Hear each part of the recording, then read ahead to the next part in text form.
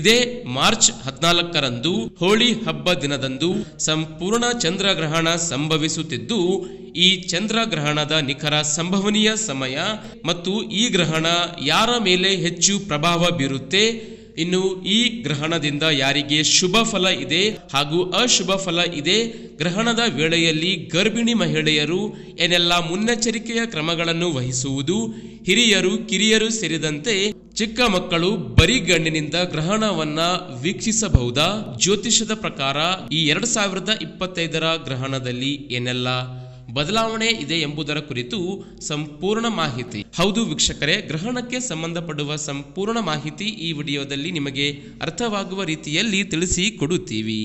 ನೀವು ಕೂಡ ದೇವರನ್ನು ಹಾಗೂ ಗ್ರಹಣವನ್ನು ನಂಬುವವರಾಗಿದ್ದರೆ ಕೂಡಲೇ ಈ ವಿಡಿಯೋಗೆ ಒಂದು ಲೈಕ್ ಮಾಡಿ, ಚಾನಲ್ ಅನ್ನು ಮರೆಯದೆ ಸಬ್ಸ್ಕ್ರೈಬ್ ಮಾಡಿಕೊಳ್ಳಿ.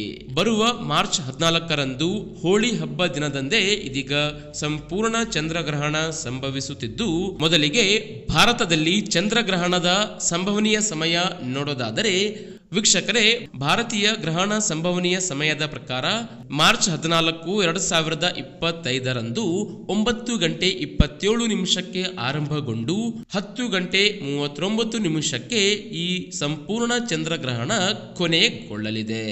ಈ ಚಂದ್ರಗ್ರಹಣದ ವೇಳೆಯಲ್ಲಿ ಗರ್ಭಿಣಿ ಮಹಿಳೆಯರು ಮುನ್ನೆಚ್ಚರಿಕೆ ಕ್ರಮಗಳನ್ನು ವಹಿಸಬೇಕು. ಗ್ರಹಣದ ವೇಳೆಯಲ್ಲಿ ಊಟ ತಯಾರು ಮಾಡುವುದು, ಊಟ ಸೇವಿಸುವುದು ಸೇರಿದಂತೆ ತರಕಾರಿಗಳನ್ನು ಕತ್ತರಿಸುವುದು, ಹೀಗೆ ಯಾವುದೇ ರೀತಿಯ ಕತ್ತರಿಸಬಹುದಾದ ವಸ್ತುಗಳಿಂದ ದೂರವಿರುವುದು ಉತ್ತಮ. ಹಾಗೂ ಚಿಕ್ಕ ಮಕ್ಕಳು ಮತ್ತು ಹಿರಿಯರು ಗ್ರಹಣವನ್ನ ವೀಕ್ಷಿಸಬಾರದು ಎಂದು ಜ್ಯೋತಿಷ್ಯ ಶಾಸ್ತ್ರಜ್ಞರು ನಂಬುತ್ತಾರೆ.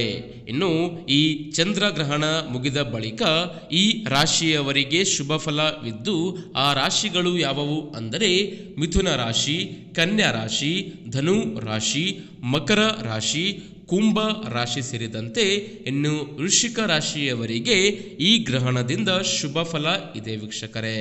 ಹೌದು, ಈ ರಾಶಿ ಚಕ್ರ ಚಿಹ್ನೆಗಳ ಎಲ್ಲ ವ್ಯಕ್ತಿಗಳಿಗೆ ತಮ್ಮ ವ್ಯವಹಾರದಲ್ಲಿ, ಕೆಲಸದಲ್ಲಿ ಮತ್ತಷ್ಟು ಬೆಳವಣಿಗೆ ಕಾಣುತ್ತೀರಿ. ಉದ್ಯೋಗ ಅವಕಾಶಗಳು ನಿಮಗೆ ದೊರೆಯಲಿದ್ದು, ಇನ್ನು ಆರ್ಥಿಕವಾಗಿ ಸದೃಢ ಮತ್ತು ಆರ್ಥಿಕವಾಗಿ ಲಾಭವನ್ನ ಗಳಿಸುತ್ತೀರಿ. ಯಾವುದೇ ರೀತಿಯ ಇರುವ ಅಡೆತಡೆಗಳು ದೂರವಾಗುತ್ತೆ.